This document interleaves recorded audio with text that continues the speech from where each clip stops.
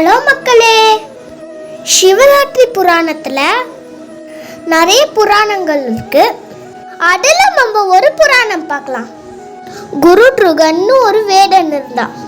அவனுக்கு கல்வி அறிவு எதுவும் கிடையாது. விலங்குகளை அடித்து உணவு உண்ணுவான்.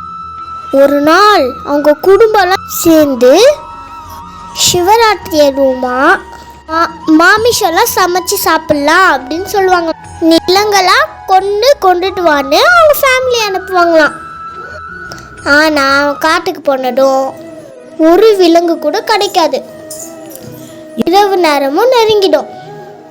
வெறும் கையோட போக வேணான்னு குடுவையில் தண்ணி எடுக்கலான்னு ஆற்றுக்கிட்ட போய் தண்ணி எடுப்பானா. அப்போ அவனுக்கு ஒரு யோசனை தோணும்.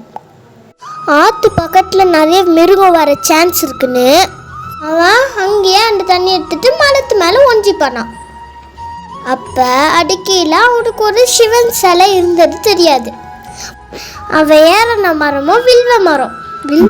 ஒவ்வொரு டைம் அவன் மிருகம் வரும்போது அவன் அடிக்கிறதுக்காக ஆடும்போது அசையும் போதும் அவன் குடுவையில் இருந்த தண்ணி சிவன் மேலே சொட்டிகிட்டே இருந்துச்சான். மேலும் வில்வ இழையும் வீழ்ந்துட்டே இருந்துச்சு. இரவு முழுதும் இதே நடந்துச்சு. இதனால சிவன் காட்சி அளித்தார். இரவு ஃபுல்லா வேடன் பூஜை பண்ணதுக்காக அவனுக்கு இதுவரைக்கும் பண்ண பாவத்தெல்லாம் நீக்கிட்டாரு. இதுவும் ஒரு சிவராத்திரி கதை.